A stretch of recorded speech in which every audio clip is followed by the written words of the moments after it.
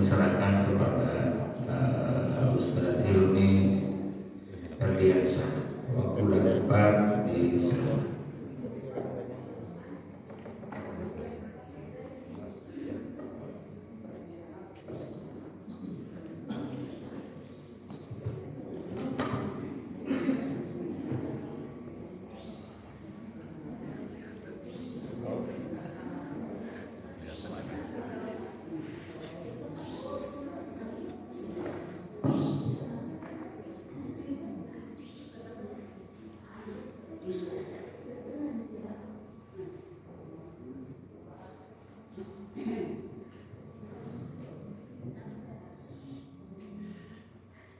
Baik Bapak-Bapak, Ibu dan Saudara sekalian, mari kita mulai pertemuan kita kali ini dengan ucapan Bismillah bersama-sama.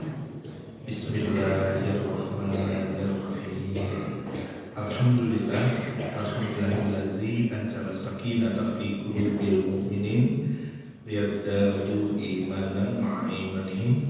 Asyhadu an la ilaha illallah wahdahu la syarikalah wa asyhadu anna Muhammadan abduhu wa rasuluhu la nabiyya ba'dah.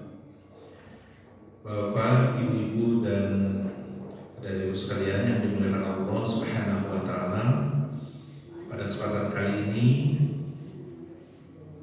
saya akan menyampaikan berkaitan dengan materi tentang surga, lalu penghuninya, katanya, dan berbagai keindahan yang ada di surga. Salah satu referensinya adalah yang sering saya pakai, yaitu berkaitan dengan materinya adalah buku Surga dan Neraka ya. Buku ini saya beli Desember 2002. Berarti udah berapa tahun ya? 2002. Udah 20 tahun buku ini. Udah bisa ya?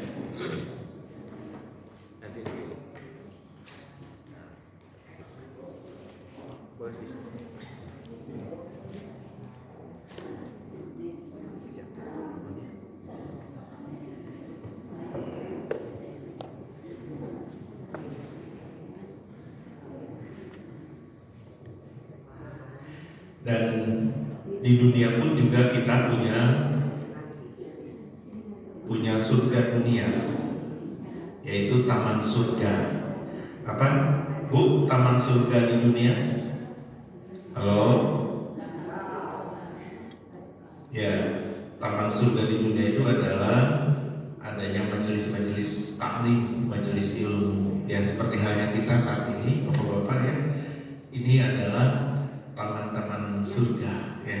Taman surga yang ada di dunia itu adalah majelis ilmu, majelis zikir ya. Jadi kita berharap ketika kita mempelajari atau mengkaji tentang surga ini ya, makin kita bersemangat untuk beribadah kepada Allah Subhanahu wa taala. Makin bersemangat ingin meraih surga ya, karena memang ada yang nggak niat mau ke surga juga ya, niat aja juga nggak dipasang, nggak dipegang ya. Bahkan disebutkan bahwasanya surga itu ya, ini ada perdebatan ya, ada yang mengatakan belum ada yang mengatakan sudah ada ya. Jadi dalam berbagai riwayat jelaskan, termasuk dari buku ini dan dari berbagai referensi, diungkapkan bahwa surga ini sudah ada, tinggal mencari penghuninya ya. Penghuninya siapa?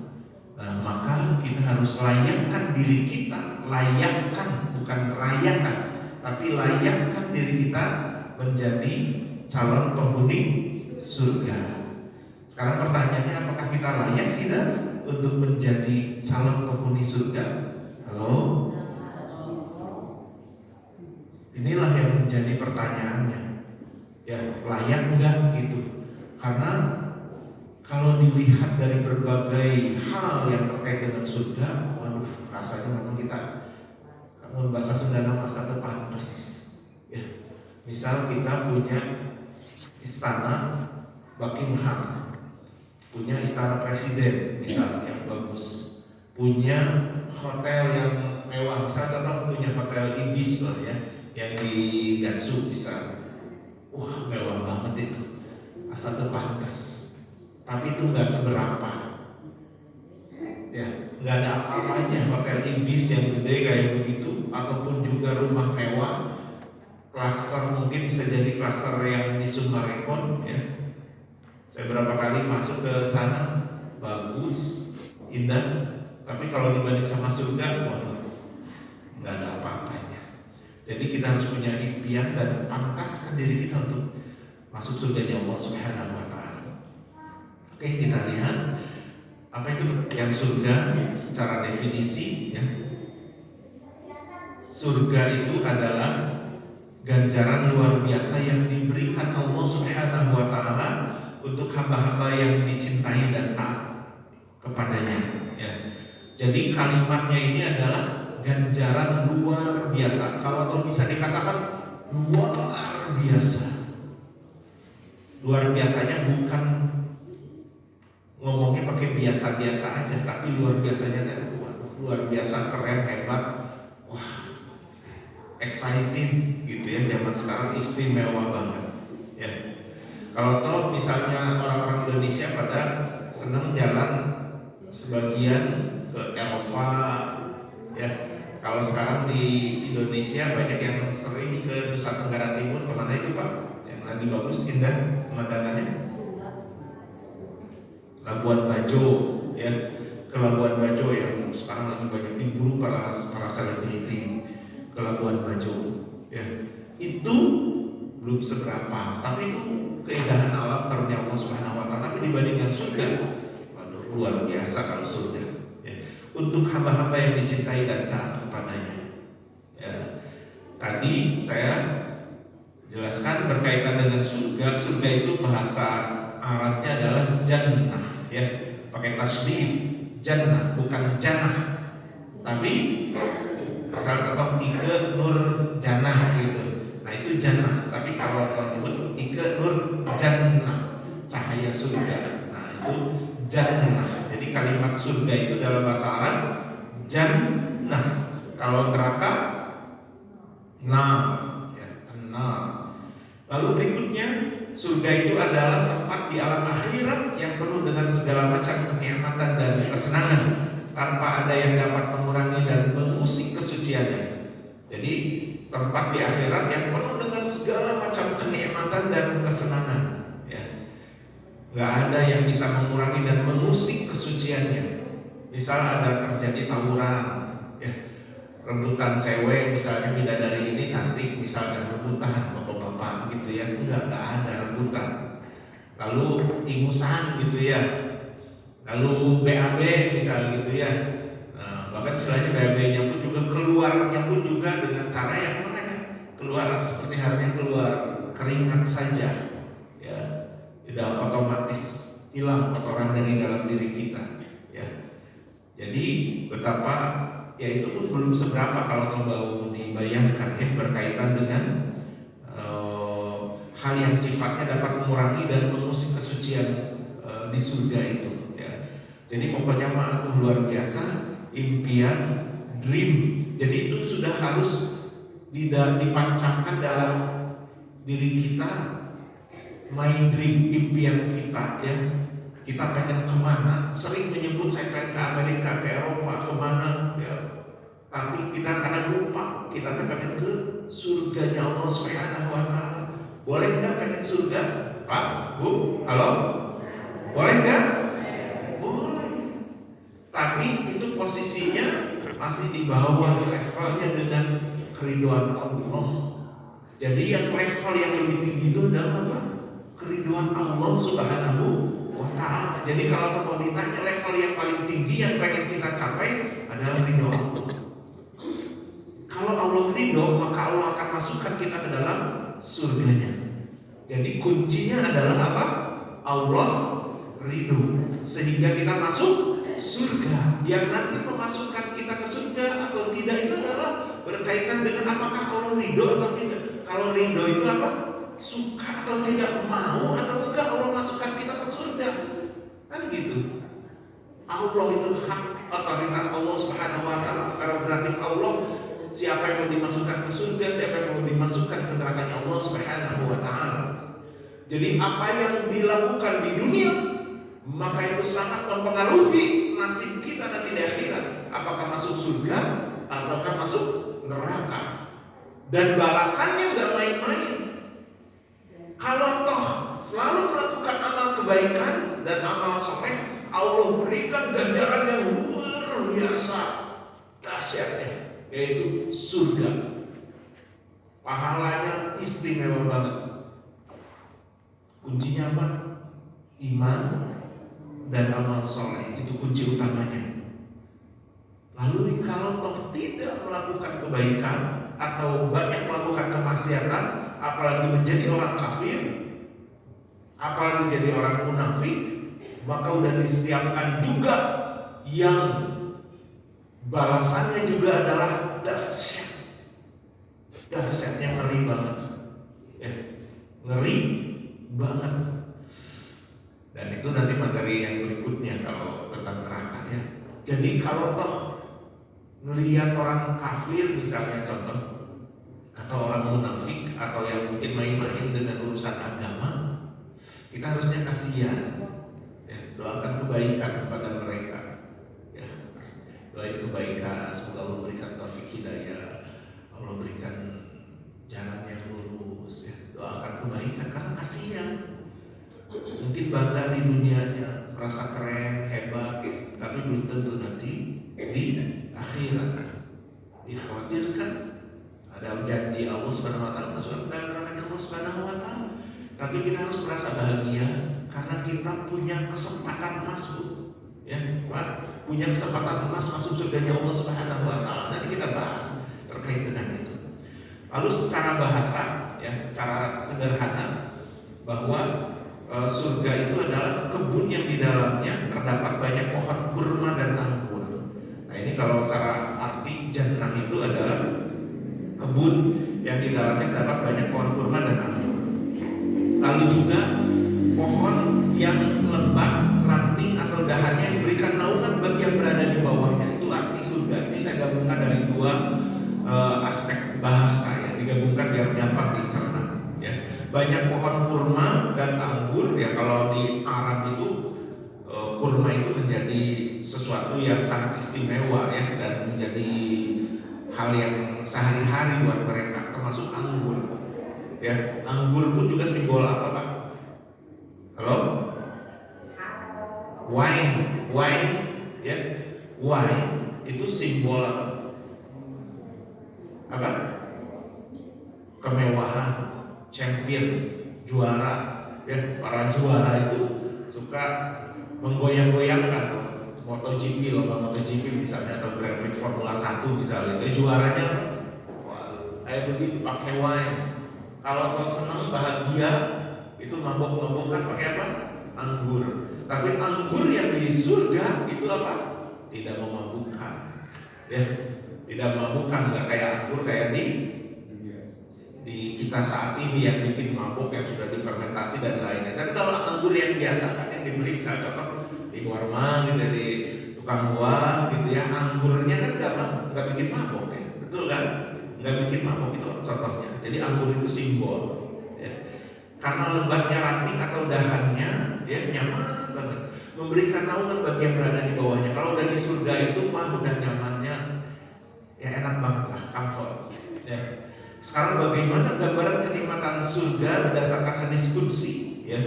Hadis qudsi itu adalah firman Allah Subhanahu wa taala disampaikan dengan kata-kata Rasulullah SAW, ya, biar jelas di situ. Allah Azza wa Jalla berfirman, ya, aku telah persiapkan untuk hamba-hambaku yang soleh kenikmatan yang belum pernah dilihat oleh mata, lalu juga belum pernah didengar oleh telinga, dan belum pernah terlintas dalam pikiran manusia. Hadis riwayat Bukhari dan Muslim. Mungkin orang mau ngabayangkan surga, walah, kudu boga ilmu tentang surga, jangan rugi. Urang teh kudu ngabayangkeun, kulantaran saya ngabayangkeun, saking susah ngabayangkeun. Nah, kita harus naikin ilmu kita supaya bisa membayangkan surga itu sampai terbayang, terbersit, surga gitu ya. Jadi akhirnya apa? Semangat. Jadi aku telah mempersiapkan, ya Allah Subhanahu wa Ta'ala sudah mempersiapkan. Ini sudah disiapkan buat hamba yang soleh. Ya, 3 hal. Ya, kenikmatan ini indikatornya yang luar biasa, belum pernah dilihat oleh mata. Oh, surga kan juga di Sumarekon, gimana halus? Enggak, ya enggak cocok itu. Ya, belum pernah didengar oleh telinga. Oh, jika di istana Raja Muhammad bin Salman, misal di Prancis, gitu kan mahal banget. Itu dari Raja Louis Napoleon ke 14, ya. Itu belinya mahalnya luar biasa, triliunan, ratusan miliar kalau nggak salah ya, harga rumahnya itu. Oh, baru dengar gitu ya, belum pernah terlintas dalam pikiran manusia. Jadi seret gitu ya, itu tuh juga belum pernah, susah membayangkannya juga gitu ya. Artinya semua kenikmatan dan keindahan di dunia yang pernah dilihat oleh mata, didengar oleh telinga atau dibayangkan dalam hati manusia, maka kenikmatan di surga jauh melebihi semua itu. Jadi kalau kita membayangkan tentang surga itu pada level kita sebagai manusia hanya segitu gitu ya, ya udah istilahnya udah luar biasa. Tetapi sebetulnya surga itu udah, yang bayangannya itu udah jauh lebih dari apa yang kita bayangkan. Realnya itu jauh lebih luar biasa dan lebih dahsyat kehebatan kondisi surga itu ya. Meskipun orang ngebayangkan wah itu mahal gitu ya, tapi realnya itu udah jauh lebih daripada itu ya. Oke, kita lihat gambaran singkat tentang surga dalam Al-Quran ya. Jadi surga itu adalah seluas langit dan bumi ya. Wasari'u ila jannatin, ya segeralah kalian menuju surganya Allah Subhanahu wa Ta'ala yang seluas ya, arduhas samawati wal ardh, luasnya seluas langit dan bumi ya. Jadi luasnya adalah seluas langit dan bumi ya. Jadi langit seperti apa luasnya? Halo. Luasnya langit begini aja dulu, jangan bayangkan langit dulu. Bumi luas nggak sebetulnya? Luas, bumi aja luas itu ya. Lautannya aja belum kita manfaatkan itu lautannya. Gunung juga, sebagian gunung ya, apalagi gunung berapi kita nggak bisa tinggalin di situ. Itu baru bumi ya. Bumi meskipun kurang herin di dunia, tapi masih kebagian lah, sebagian kapling-kaplingnya segala macamnya. Nanti kan ngumpul semuanya dari zaman Nabi Adam sampai akhir zaman yang ngumpul. Itu baru misalkan buat bumi lah mungkin bisa jadi cukup. Tapi kalau membandingkan dengan langit, Masya Allah, Allahu Akbar ya. Bumi ini menjadi salah satu bagian dari galaksi ya. Ya, bagian dari galaksi. Galaksi apa tuh? Bima Sakti. Dari galaksi Bima Sakti ya. Di dalam galaksi Bima Sakti diantaranya ada apa? Bumi. Nah, gampang lah sebutan nama ya. Merkurius, Venus, Bumi, Mars, Jupiter, Saturnus, Uranus, Neptunus, Pluto ya. Pluto katanya udah nggak dimasukkan dalam masuk galaksi Bima Sakti ya. Itu jalan-jalan di Margahayu Raya. Jadi itu kalau mau menjelajah galaksi Bima Sakti itu ada di Margahayu Raya ya. Jadi dan bumi itu masih kalah gedenya oleh misal Jupiter ya, planet Jupiter ya. Belum bandingkan dengan matahari itu kan bagian dari yang benda di langit. Bima Sakti dibanding dengan galaksi-galaksi yang lainnya itu galaksi Bima Sakti itu hanya sebagian kecil juga dari bagian dari langit ya. Jadi baru sebagian kecil itu kan nama-nama galaksi ya, perpaduan berbagai benda-benda langit ya. Jadi betapa luasnya, waduh, ibu jangan khawatir nggak kebagian kapling ya nanti. Karena saking luasnya sampai kan susah-susah waktu kecil. Saya masih ingat kalau Pak gede-gede angka ya, saya minta 1, ini minta apa? 2, 3, kalau saya 4, 5, genap, 7 udah apa? Udah gitu mentokin pada kalimat 7 lapis lah. 7 lapis maksudnya apa? Jadi kalau udah sampai 7 lapis ya, itu lebih gede dari 7 miliar, dari 7 triliun, daripada segala macam yang kita buka mentok bukan nama. Karena kan banyak di dalam ayat Al-Quran karena bicara tentang 7 lapis langit dan 7 lapis bumi, gitu ya. Begitu luar biasanya. Jadi langitnya itu ya seluruhnya pokoknya Allah malam seperti apa luasnya langit itu. Ya. Lalu di dalamnya terdapat pohon-pohon dan buah-buahan ya. Jadi pohon-pohon dan buah-buahan nanti kita sebagian dibahas di sini ya. Jadi banyak pohon-pohon dan buah-buahan, berarti kira-kira rindang atau tidak? Rindang. Kalau di kita kadang memang nggak rindang ya. Buat jalan aja juga kan kadang-kadang harus ketika mau pelebaran jalan harus ditebang ya pohonnya itu. Ya di beberapa tempat pun juga nggak rindang. Nah itu ciri nyaman itu adanya pohon, buah-buahan ya. Jadi buah-buahan itu simbol buat apa? Buat nutrisi buat kita, buat gizi kita dan banyak hal lagi ya, buat menyegarkan diri kita. Ya, ada dalam surah Ar-Rahman dan Al-Waqiah ya. Lalu terdapat istana-istana dan mengalir sungai-sungai di bawahnya. Jadi ada istana-istana. Ya. Istana-istananya juga bukan sekedar istana-istana kayak boneka Barbie ya, itu istana-istana yang kayak gitu, yang mainan atau istana di dunia ya nggak seberapa ya, dan mengalir sungai-sungai di bawahnya. Ini simbol kemakmuran. Sungai itu artinya apa? Simbol kemakmuran ya. Seperti halnya sungai Nil ya, itu sebuah kemakmuran bagi orang-orang Mesir ya. Nah sungai-sungainya pun juga istimewa ya. Ada tahta-tahta kebesaran dan ranjang-ranjang emas atau permata. Jadi ada tahta-tahta. Jadi ibu kalau pengen dapat tahta, bapak juga pengen dapat tahta ya, di dunia mah ada batasannya ya. Simbolnya itu kan biasanya ada kursi ya. Kursi kalau anggota DPR apa?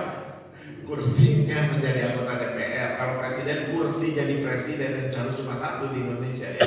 Kursinya itu mewah ya gitu ya.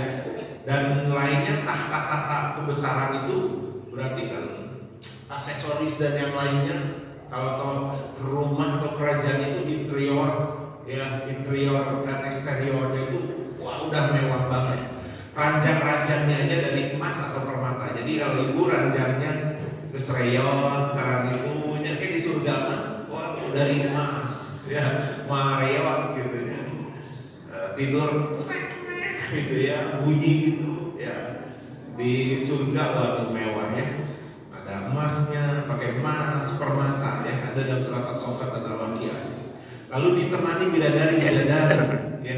Ditemani bidadari-bidadari. Kalau di sini laki-laki mendapatkan bidadari kalau atau pasangan ya. Kalau perempuan mendapatkan bidadara ya, atau pasangan juga kalimatnya, atau suami ya Bu ya. Sama wanita pun juga memberikan menerima kenikmatan yang juga sama seperti hanya laki-laki, istimewa luar biasa ya. Tapi tidak didetilkan dalam ayat Al-Quran dan hadis berkaitan dengan pasangan wanita itu seberapa banyak ya, apakah 1 ataukah 2 atau berapa. Tapi kalau di dalam di sini disebutkan sampai kalau laki-laki mendapatkan bisa sampai 70, 700 dan yang lainnya, termasuk istrinya ketika di dunia ya. Oke. Karena bahasnya tentang gambaran singkat saja ya, jadi singkat saja dulu sebentar. Sekarang bagaimana keadaan penghuni surga ya Bu ya Pak? Sungguhnya orang yang bertakwa itu berada dalam surga atau dalam jannah ya, taman-taman dan di dekat mata air yang mengalir ya. Nah ini tadi saya sebutkan ketika kita pengajian itu ya, taman surga di dunia. Jadi kalau toh pengen masuk surga, berarti kita harus sering ikut hadir di taman surga. Kalimat sederhananya adalah kita layakkan kita berada di taman surga yang nanti, yang di akhirat. Layakkan atau pantaskannya ketika kita di mana? Di dunia ini. Abdi pada bumi alit bumi kieu tegaduna naon gitu ya, enggak usah minder ya.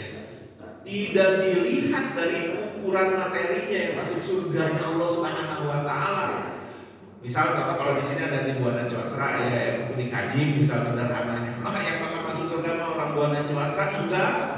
Ya, sama kesempatannya. Orang kaji bisa masuk surga, Bu? Bisa, sama peluangnya.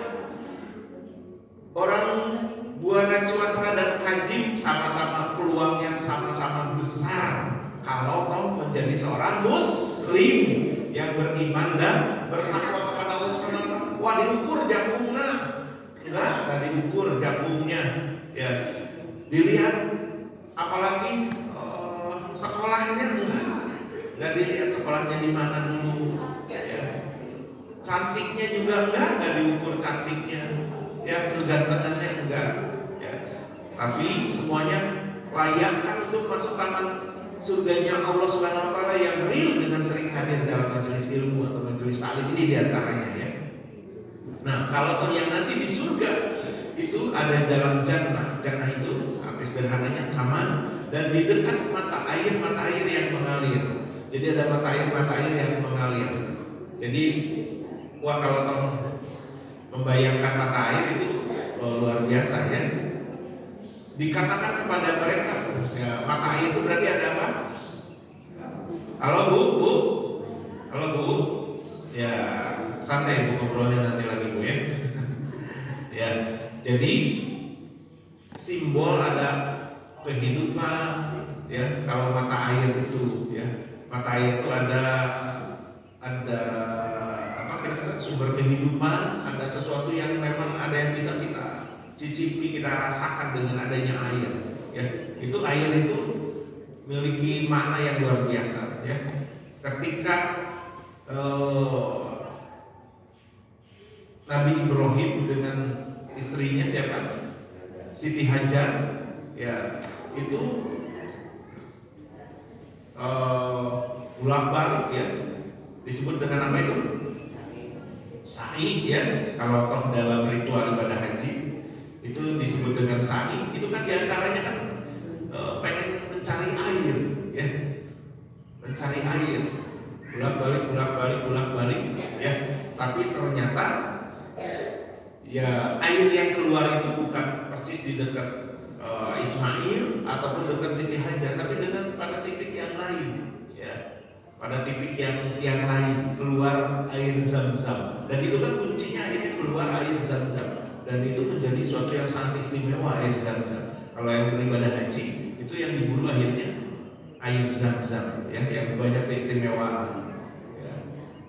Bahkan katanya lebih ada yang penelitian, ada yang ya banyak lah manfaatnya ya, air Zam-Zam lah pokoknya kayak begitu.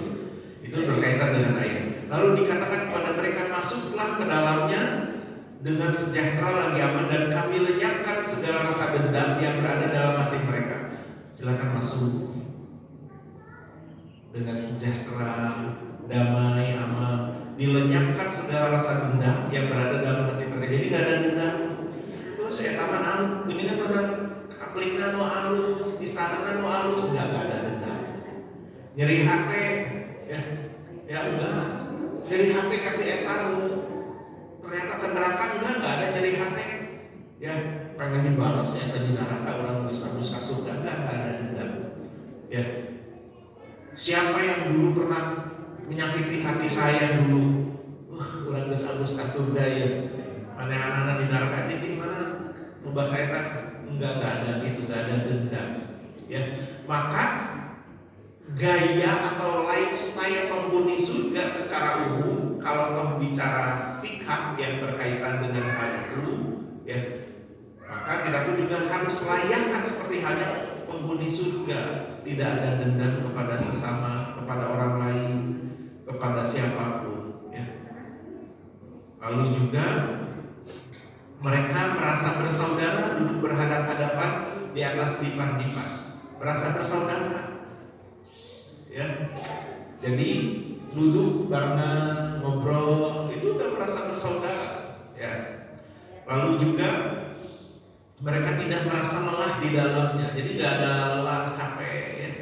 Misalnya udah semacul gitu di surga gitu ya, capek gitu. Kalau kamu memang pengen macul juga, misalkan kasih kena yang macul, itu pun juga nggak akan capek, ya. Macul nah oke gitu ya. Macul touring gitu ya, touring pakai Harley Davidson gitu ya. Itu cetek di surga kalau misalkan memang mau model-model kayak gitu, segala macam Harley Davidson lewat gitu ya. Kayak gitu di surga, waduh luar biasa ya. Tidak merasa lelah di dalamnya, dan mereka sekali-kali tidak akan dikeluarkan darinya, dari surga itu. Aduh sampai ya si bapak teh sebenarnya kesaring bidadari misalnya, atau udah melakukan hubungan misalnya sama istrinya bapak, udah merasa capek di sekolah gitu, enggak ya. Bapak seger lagi, ibu pun juga sama, udah misalkan di surga dengan kondisi apa, aduh wareng gitu kan, makan wareng gitu ya, enggak akan kenyang ya segala, dan pengen capek di surga kayak gak neraka, enggak ya, jangan nantang gitu ya. Jadi udah di surga mah udah nggak pengen kemana-mana dan tidak akan dikeluarin lagi kalau udah dimasukkan ke dalam surga. Tapi kalau udah dimasukkan ke dalam neraka, kira-kira bisa nggak dimasukkan ke dalam surga? Halo? Bisa. Kalau yang udah dimasukkan surga itu nggak bisa. Misalkan, wah salah itu tadi teh, pas lagi dihisab salah itu tadi teh kalimat nggak ada yang lewat. Allah maha cepat perhitungannya dan maha adil ya. Jadi detail banget ya. Nggak akan ada yang kelewat. Dibalik gede, salah gitu ditarik deh ya. Tapi kalau tahu udah di neraka itu bisa dimasukkan ke surga. Tapi ada juga yang udah di neraka terus aja nggak akan dikeluarin, dimasukin ke surga. Ada nggak? Ada, dan bahkan banyak. Sungguhnya Allah memasukkan orang beriman dan mengerjakan amal yang soleh ke dalam jannah ya, surga-surga yang di bawahnya mengalir sungai-sungai. Di jannah itu mereka diberi perhiasan dengan gelang-gelang dari emas dan mutiara ya. Jadi kalau